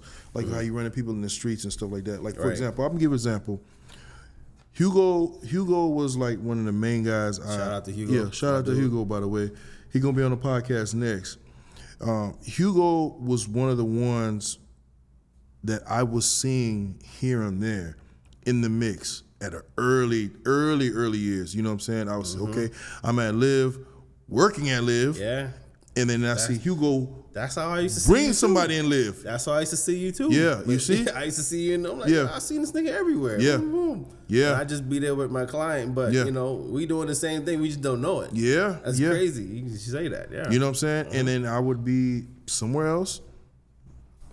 Here come Hugo walking in again. And then that's when it came to a point like, yo, Hugo, how do I get into the game? You know what I'm saying? Yeah. And Hugo was upfront. He was honest. He's like, bro, it's hard to step in. It's hard. It's not like that. You know what I'm saying? It's not like you just can walk through the door. It's hard. He was upfront and honest, and that's all I took. I said, it should be. Yeah, exactly. Be. Look. That's how many years did we talk? Like, even though we know each other, but how many years did we communicate about getting into the game, right? About you getting into the game, and how many years it took to actually cross the border to get in. Yeah. You know what I'm saying? It took a few years, though, of conversation. Absolutely. And with me, like I said, I evaluate everything. I known you for so many years, but I always there's a lot of people that they say they want to get into it, but I look at, they're looking at what they're seeing. They don't know what's really going on. They don't know all the hard work and all the bullshit you got to deal with. And they coming at you with the, hey, put me on, let me hook me up, shit. Nah, bro. It don't work like that. I'm not coming to nobody unless I have some value to bring to the table. When I saw, like I told you, and I don't want to sound like redundant, but when you came and had all your shit in line and every question, to fill in those answers, and you had everything and that needed to be said, that's all it took for me. I was like, yo, damn, this dude because I never had anybody come to me like that. Not so structured and organized. Like think that's everything was in hand. I think that's the point for the new school, bro. Yeah, I think that's the point. So for the new school, bro. I'll give a think- point towards the new school for that because they come with their shit in order. But at the same time, it's a point for the old school too, because you know how I started to think like that. I started paying attention to titans in the industry. Like I was watching a couple guys. Byron Rogers is one of them. Byron Rogers, yeah, Byron sure. Rogers, solid dude, and he was giving some game out, and I'm like, that makes a lot of sense. That's how I operate in my everyday life. So I started kind of going around down that rabbit hole and started kind of following him and stuff, and and I seen he had the YouTube channels and all this other stuff. Like a bunch of other stuff. It was kind of like all over the place at Yes. first, but doing a lot better, Byron. Salute. Yeah. Doing a lot better. I'm gonna But at the same time, homie was real with it. You know what I'm saying? Well- Like he was real. He was and he's Bahamian descent. I'm Bahamian descent as well. Yeah. So I connected on that level. And I'm like, bro, my dog is in this industry and he doing the same. And y'all on the same levels. I think you did something with him before, right? We did a podcast. Yeah. We did was just it was an like- audio podcast actually. This is before the whole sit downs and all this stuff came about. Yeah. So we did an audio podcast, one of his episodes, and it was off of a topic because due to the relationship I was in the past, I was on the verge of giving up this career. Oh hell. Yeah, no, it's crazy. Yeah. No, it's crazy. Yeah, You know, I think I know that situation. Yeah. I think back now, like, damn, bro, if I would never, I can only imagine if I would have done that, I would have never seen how far we came now. But due to relationship reasons, the person I was with didn't want me to continue the traveling and this and that. And sometimes, like now, I'm more of a, I'm not gonna say I'm heartless, dog, but more I really focus on like, Focus, bro. You this locked is in. my career. You locked in, either bro. you Heartless. deal with it, or you adjust. Yeah, You know what I'm saying? Or it's not gonna work. And I'm not trying to be an asshole, but I was so soft on my past relationship that I let that person manipulate me to damn near tricking me out the situation. You know what I'm saying? And that was the whole topic, and I explained why and all stuff. And it was a great topic, dog. I think he got like a lot of good views on that shit. Shout out to Brian Rogers. Shout out to Brian Rogers, dog. I don't know what year it was, but it was way before fucking COVID. It was a long time ago. Yeah, that shit was way back. It was Bro, way. Trust me, people, I know you probably hear this all the time. We known each other for a long time, and Definitely. I've been around this industry for a minute. Yeah. So I've watched the people, and you know what I'm saying. Like again, there's real ones and there's fake ones. Brian is a real one. Real one. Purpose driven, dog. That's a different animal, bro. Yeah. You know what I'm saying? So it's like I can align with that. Like I can resonate with that. Yeah. So I'm like, all right, I'm gonna follow this dude. Whatever, boom, boom, boom. And it was just all the validation. I seen y'all know each other. I'm just like, Oh yeah, all man. right, cool, Brian's my guy. I'm dog. gonna follow him on Instagram now. Yeah.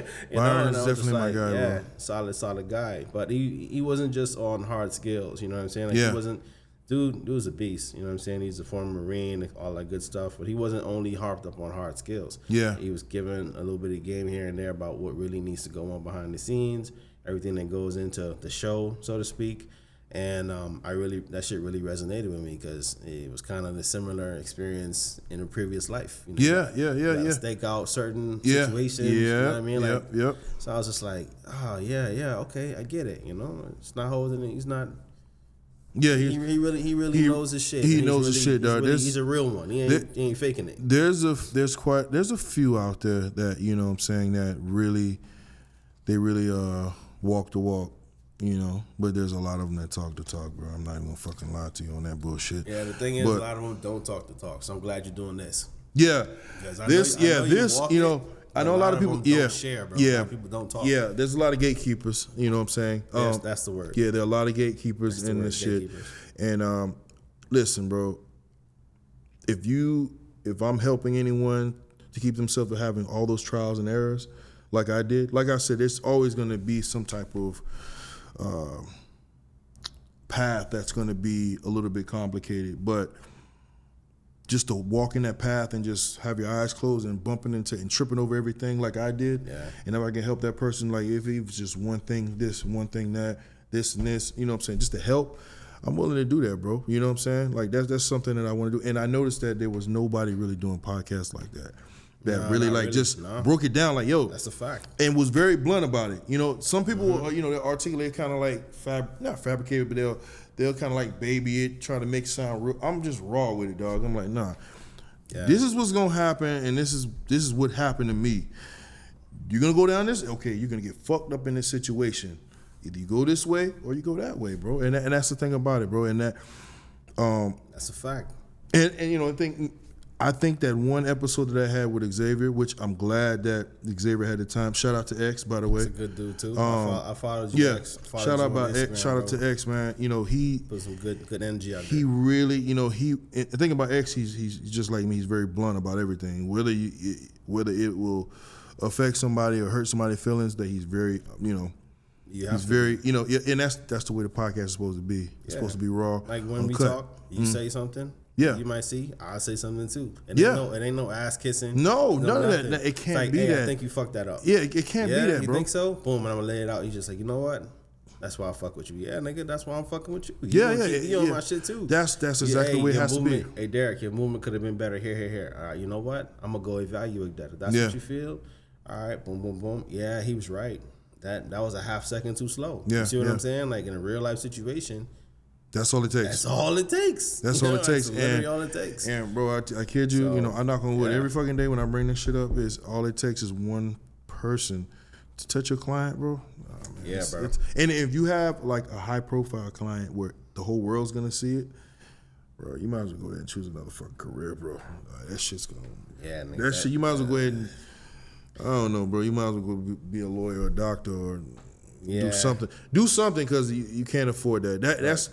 I think that's another thing. Mm-hmm. Everybody wants to like limelight, the pictures and all that shit to be seen with nah, the client, bro. Listen, the stress You levels don't when on some this shit shit. goes down. You definitely don't. Yeah, the stress levels in this industry is very high. Just like I said, like far as in law enforcement, the rate of heart attacks and all that, because your stress level is so high and you're dealing with so much shit going on. Cause dog, I'm not gonna lie to you, dog. As soon as I get to my client or whatever, or when there's something that's gonna be planned, and I get the call, okay, we're gonna be here. You're on. I know. I'm wired, I'm stressed, Yeah. I'm alert, focused, paranoid. Everything is, all my sensors is going off, and that's what keeps me grounded, keeps me on point. You know what I'm saying? The clients know. Yeah. Too. The clients know this, bro. You know what I'm saying? And they'll be like, bro, you can calm down. You can relax. No, bro. Bro, it can be. I'm here so you can relax. It and can calm the be fuck down. anything, dog. We can be, dog. When I'm zoned in, and I feel like, let's just say we're going through a club, right? We're going through the crowd of a club. I be so zoned in, bro. Like everything slows down. Yeah, I'm studying. I don't know if that makes sense. No, bro. That Everything happens. slows down. I see a person drop a cigarette butt, and I'll see. You see facial expressions. Yeah, I'll change. see You somebody's eyes. fingernail. Yep. Bro, everything bro. stops. And I look at every key thing. Dog. I kid you not, bro. It's weird. I can't explain it. But that's exactly what happens, dog. Everything becomes the fucking Matrix. Bro, that's what happens.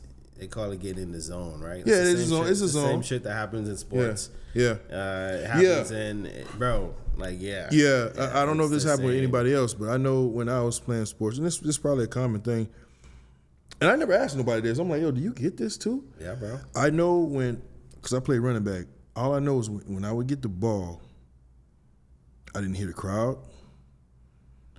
Yep. I didn't see nobody on the side of me. All I saw was the vision, and I would have just reactions if somebody's coming. Same thing happened Yeah. when you got in your first shooting, right? Yeah. Yeah. Yeah. Auditory exclusion. Yeah. It happens, bro. What's it called? Auditory exclusion. Auditory exclusion. Just Everything, all your senses cut off, and you just become tunnel somebody vision. could be right here You know, screaming in my face. I can't hear everything is cut off and slowed down. You know what I'm saying? All I can hear is my me breathing and shit like that. So, yeah, bro. Yeah, that's kind of like that. But we don't show it. You know what I mean? No, We you're don't- never we gonna don't show it that on the face. but No, it's like, no, you never show it. That's just something that happens in us, and it's in our head, and it's inside of us. Yeah. I'm literally studying everything, every move. I'm looking at everybody. I'm scanning the crowd. Everybody, dog. What they got My head on. might be moving. My head might not be moving. But I'm scanning. I'm looking at eyes. I'm looking at hands. I'm looking at faces. I'm looking at hands. I'm looking at movement positions. I'm looking at everything. I know where all the exits are. Right? Like that guy wasn't there 10 seconds ago. You know, like everything. Why Stupid is as he shit. pacing? Why? Right, it's stupid as shit. This guy's approaching. Is he a friendly? Boom, boom, boom. Yep. How's my client gonna receive this person? You know what I mean? Like, And a lot of things goes off the client's gesture yeah, too. you gotta. They can say body what's up to that language. person, Right. but then if I see my client getting a little antsy, like I'm tired of this dude, like I gotta get away from this dude. Then you got to get the notion to move along. Hey, you gotta, you got your little hell of a picture. Time to move on. But you don't have to be a dick about it. Sometimes you might have to. Sometimes you have to, but I think that's the good thing if you have good social skills. Yeah, you just gotta, Some people don't have good social boy. skills, bro. Yeah. They're just very aggressive. But if you have good social skills, that should carry you a long way, dog. Should save me a lot of situations. Yeah. Yeah, because social skills, Rebel Judo, great book. Yeah. Definitely recommend reading it.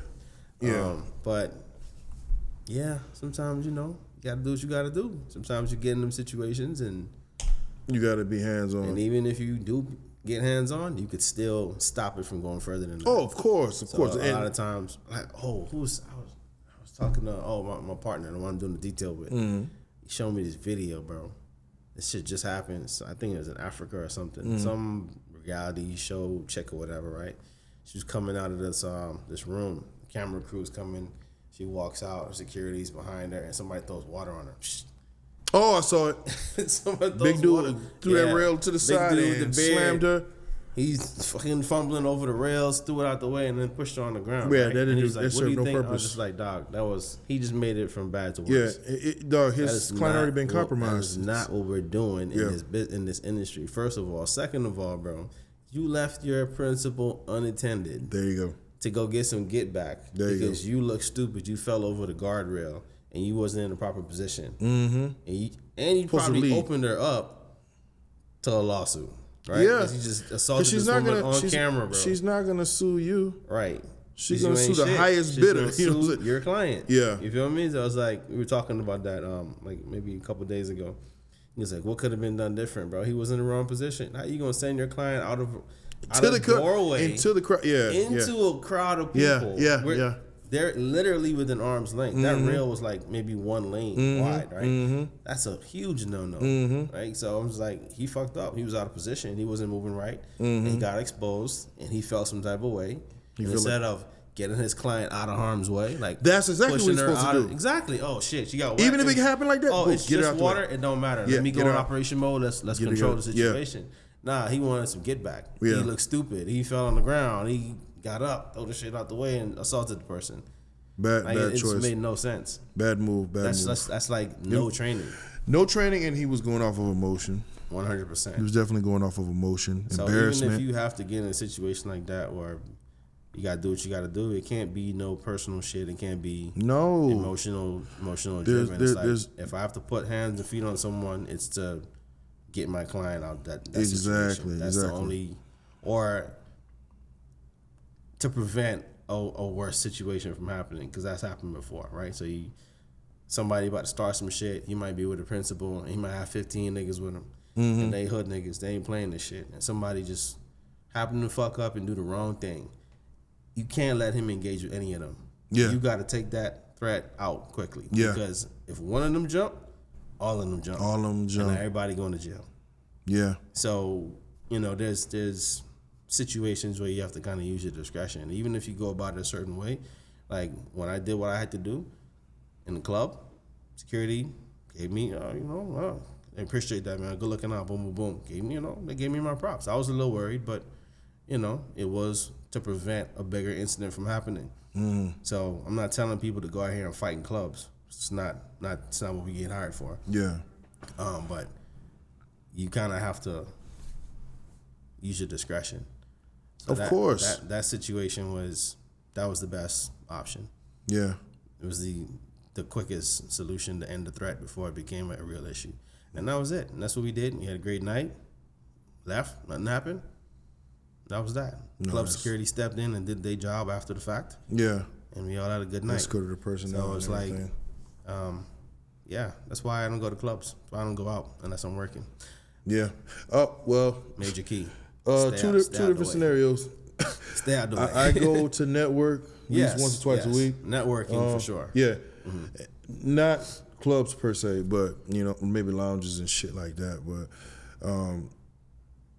you do have to have some type of source as far as like networking, because everything doesn't come to you. Especially you could get lucky. You could have a client that he just surrounded by a huge network system, but so the you ones get that you referrals. don't, you know what I'm saying, you have to step forth and go out and still going keep out going. networking is a different situation. Yeah, then Like, going out. we ain't Now, I'm trying to not be promoting out, the fucking club. Yeah, though. we ain't trying to be out in the club popping bottles. No, and no, throwing no, money no, on no, strippers no, and shit. no, Like that's not how we moving. No. We not at 19 no more. No, 20 or whatever. Like, No. whatever, We got to just go to doing the that dumb upscale shit. clubs. Yeah, so upscale lounges, restaurants, things of that nature. The network, that's 100%. Yeah. That's different. But I'm talking about going out. You know what I'm talking about. Yeah, When our no, clients want to hit the town and do what they do. Yeah. Nah, No, you that's don't not have to see gonna me doing that shit for no reason. No, I'm no, there. no. I'm there for a reason with the client, and that's that. Facts. Yeah, man. I mean, this whole new school versus old school thing, it's a good discussion to have. Yeah. Because I think more people need to hear it. Yeah. More old school guys need to open up. Yeah. And more new school guys need to humble themselves as well, because I think a lot of guys now in this day and age, bro, combat has evolved. Warfare has evolved. Laws are changing, right? So everybody that is not a law, I mean, even shit, let's just be honest. Criminals got guns. That's the whole point. They don't obey the law, so they're gonna do whatever they gotta do to get their hands on a weapon. More people now have guns. Period. I'm gonna leave that right there. We're in Florida, right? Florida is now constitutional carry. So as long as you don't have a criminal record, you're of age, and you can legally purchase a firearm, you can have one, right? You're not special because you have a gun. It's not having the gun or going to the range. It's training. It's understanding people, having good people skills, right? Most importantly, understanding how not to open yourself up to criminal charges. Yeah. Right? There's a lot that goes behind it. So a lot of times guys can get the same gear or similar gear, and they can look the part, and they think that, because I can do this, I'm him, I'm this guy. Nah, bro, you gotta know your shit, Bro, You gotta be on top, and you gotta humble yourself. There's guys out here that's carrying that firearm, Man, carrying that yourself, rifle every day with their client, and I've never seen that once hit that damn range. Yeah. And it shows, you know what I'm saying? It's cool. It's cool. Yeah. And honestly, bro, listen, I'm not gonna hate on I'm not gonna hate on the next man, because everybody's path is different. Lord knows I made a lot of mistakes growing up. Made a lot of mistakes. That's how I know the law so well, because I made some mistakes and rebounded from that. So I'm not gonna sit here and knock anybody's way of doing something. No, I'm just saying there's always a better way. There's always a better way. Right? Like, just humble yourselves. It don't matter if you're, I don't know, you could be 6'7", 300 pounds, solid muscle, chiseled, looking like an Adonis from, straight from the Greek god situation. It doesn't matter. That means nothing, bro. It means absolutely nothing. It only means something if you are actually capable of handling yourself. And I'm not talking about just with guns or fighting, you know what I'm saying? Like, you have to conduct yourself as a professional. That's just the way it is, because sometimes that works against you, right? Like this gig that I'm on now, we started out a certain way, and it was a little too intimidating for people. So now I'm completely slick. I blend in with the crowd. I already told you what our method of operation is right now, and I'm doing my job in plain sight. No one's the wiser, and it's great. It's awesome. And I'm having conversations with people, working on my people skills. Right? So it's like you don't want to dive off the deep end. Maybe you saw too much Instagram posts or watched too many movies, and now you want to be like, I don't know, like Zero Dark 30s type shit. Makes sense. You know what I mean? That like, makes sense. Just calm down, humble yourself. It's good to have those skill sets, yes, 1,000%. But there's always another area for growth. There's always another area for improvement, right? We're talking about military guys and law enforcement guys, right? Here's another thing I've noticed. Not a lot of cops make good EP agents. No. They don't. No. People think that would be the situation, but it's not. From my experience working with a lot of former law enforcement or cops, see, you different. Because you've been out the game, you've been out of law enforcement.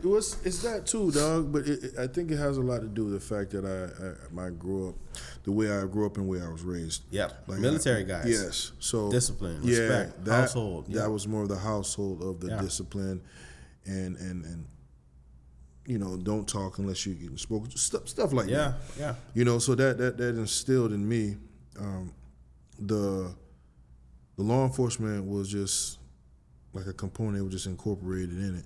You know what I'm saying? But my dad, he very successful in his law enforcement career, but it was due to his military background. Yeah. And that's what made him last all the way to fucking retirement, and him getting keys to the city and all that shit like that, all these awards, because of he just was such a great cop. He made it all the way up to lieutenant, So, he had a great career, But like I said, I got a lot of that from him, even though I feel like the law enforcement was short-lived because it just wasn't me. I feel like I had a better purpose. He didn't ever want me to get into that shit.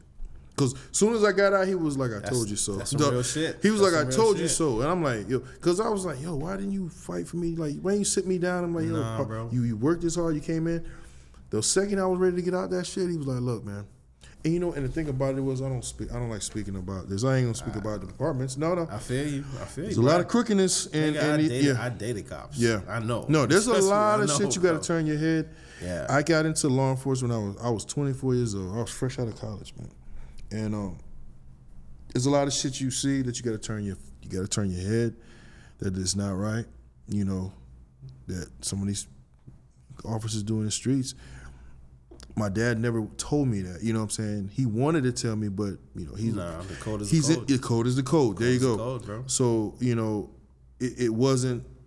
He didn't validate it until I got out and was like, look, I told you. Yeah. This is, what I'm saying? Like, there's a lot of shit that you have to turn your back, dog. I'm talking about, like, it's a lot of shit, bro. That's all I gotta say. It's just a lot. We'll leave that there. Yeah. It's a lot, bro. Military guys and girls. Now, some cops do well. Like, I know a couple former police officers that are great agents, but that's because they didn't drink the Kool-Aid. They weren't like, they weren't like all about it. You feel me? So they didn't completely drink the Kool-Aid. They thought about a career outside of law enforcement, etc. So they adjusted well. Certain things translate, but certain things are hindrance, right? They get indoctrinated like a motherfucker, right? So people's skills aren't always where they should be. You would think so because they're supposed to be dealing with people, but there's not. There's that indoctrination that they go through, and then. So you don't think law enforcement got the people skills? Some don't, bro. Well, probably. Honestly, I thought that was their. That's what I was saying. I thought they would have an edge over the military person because they deal with people on a daily basis. Yes, that's not what I've seen, bro. Could be. I put it like this. I think it has to go with either the department or what city it is. I'm not trying. That's fair. That's because fair. I don't know. I think that because, damn, man. That's fair, bro. I think that because. Law enforcement, like for example, military, they just I just looked at it. They're good in just taking command, following orders, don't talk, just execute the problem. They might not have social skills, no, at all. Might not, but they might. No, I haven't. Depends on what they did in the military. That's true. That's true. So, but they might be it might be highly intelligent. Well, I look at it like this: law enforcement, you're dealing with people every day, like you said, right? My social skills that's how my social skills improved. Because I was in high school, college, even though I was an athlete, I was still quiet. You know what I'm saying? I didn't really get out of my shell as far as like speaking and like just being very open about everything until I got into law enforcement, and I was forced. Yeah, because you come to deal with the public. Yeah, to deal with the public. Yeah. You come to a problem, a disturbance, or whatever. You have to come forth and address and be up front and speak on it. Like, you know what I'm saying? You have to take charge in that situation. But yeah, that's where my social skills came up, of that repetitiveness. Every day you're talking to people. Every day you're going to whatever the call is, you're going to speaking to somebody. So it became more like second nature. You know what I'm saying? Those type of problems. I think that's how I was so good. I felt like I was really good at de-escalating situations when I got into the EP game. I was really good at that. One of my clients always told me, like, yo, bro, you think about you know. That's you, bro. Yeah. That's you. I've seen the opposite because these guys were former cops. So they feel like any little incident, they going towards the situation. Fuck the situation. You need to worry about the principle. Yeah. You see what I'm saying? So they feel like they're obligated to go and handle that situation, and that's just not the. It's just hard to get that shit out of their mind. Yeah. You know, like, bro, you're not a cop no more. Yeah. Like, this is not your job anymore. Like, you feel me? Like, you can be a great witness and you know, you can liaison with law enforcement, but principal is your job. That's it. This is who you're here for. Yeah. And don't be trying to police them either, because you know how that goes. It's not gonna. It doesn't end well. So in certain respects, yes, they have certain skills that are translatable, but in at like the core, shit goes down. They revert back to training. Well, I think that just goes from situations. I think it goes from the lack of training, and especially, like I said, the hiring process. EP. Yes, training in EP to understand what this work is. That's different. Well, you do know, and I'm going by when I was in law enforcement, how I felt that. Like I said, you get less than a year of training, bro. That's facts. And less a year of training to protect the lives. Higher level law enforcement officers. Well, we're talking about, if you're talking about people that's 15, I'm not even going to count 10, 15, 20 years in, there's already preset to know how to work the system and know what to do. But when you get these newcomers that come in that don't know any better. That's the thing. It's the guys we're getting. The guys with 3 years in, 2 years in, 5 years in, they come in there, okay, I'm going to do this now. Why'd you get out I don't even care. This is what you want to do? Okay, what do you bring to the table? Boom, boom, boom. Then you see why they're not in the force anymore. And you start to see, okay, you were a liability. Bro, we ain't getting sued because you can't control your temper, dog. Yeah. We ain't getting sued because we're not going to lose business because you want to go on a power trip. That's not what this is. So that's what I mean when I say, bro, they don't like, again, former guys that are retired, had a great law enforcement career, higher level guys, SRT guys, SWAT team guys. They know they shit. They know how to blend in public. Because you see what I'm saying? They get into real life altercations, real situations, and they continue to be more disciplined. So they maintain their physical fitness better. They're staying up on their training. They're still learning, right? The average cop don't shoot their gun maybe once a year to requalify. I was just gonna say that. You see what I'm saying? Like, that's the difference. You can't be like that. You can't be of that mindset doing this job. You can't fall off. Bro, you work out every fucking day, bro. Yeah. Even when you sick. Yeah, you still going to the gym. Yeah. Right? That's what is keeping you at the level that you're at. It's not none of that other shit. It's the discipline, it's the drive that you still get up and do the same thing you have to do. You know how to clear your head when you have to. You know how to maintain and manage the stress. When you see something that you can get better on, you have the time and the ability to do it. That's what's keeping you at the top level, bro. It's not nothing else.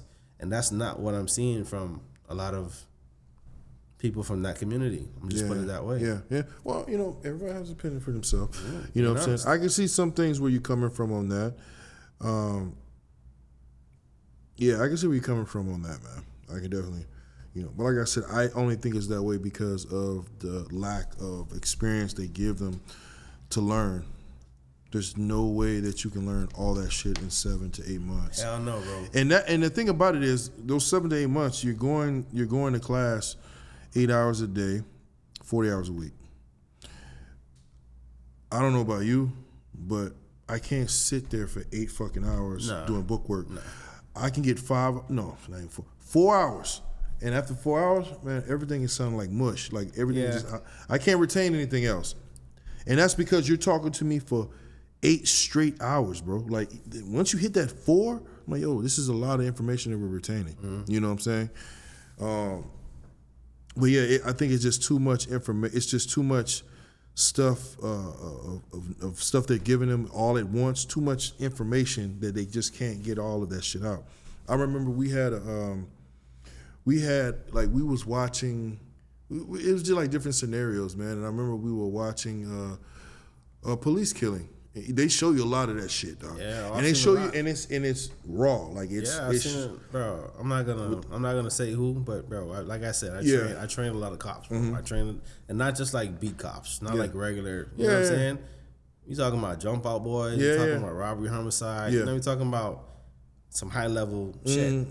I've seen a lot of police footage, raw police footage, real shit. Yeah, and we use that as a learning experience. That's what we did. Yeah, literally. Well, what would you have done differently here? You know, we used one with Kimbo. Oh shit! They were like, "Yo, what would you do if you had to fight this person?" Like, and that's what I told you, like the force for force. Yeah. You know, what I'm saying? Kimbo is a fighter. You know, he's not.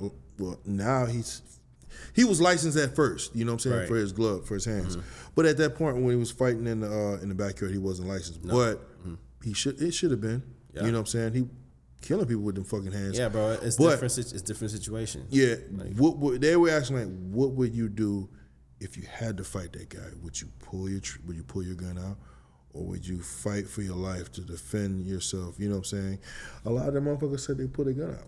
You know what I'm saying? And that's I mean, first of all, I'm gonna try not to fight that nigga. Like, oh yeah, you trying to de-escalate right away. You trying to de-escalate right away. Yeah. But if it gets to the point where he can't control himself and he keep on advancing, I'm gonna defend myself. Well, then they showed one where, which is fucking crazy. Like I said, these scenarios was crazy. Now they had another dude. It was in West Palm Beach. Fought the cop. The dude was like another Kimbo, but bigger.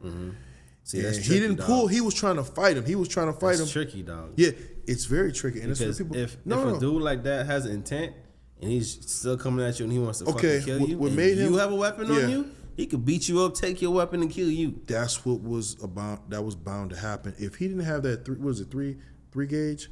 Holster? 3-stage. He has 3-stage holster. Level 3 retention. If he didn't have that, he was trying to take his gun. After he was beating him up, and that dude was he couldn't take no more.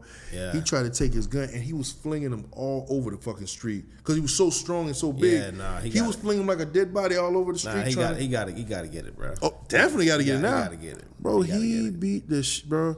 But it also depends on the situation, bro. Like, dude just standing up socking you.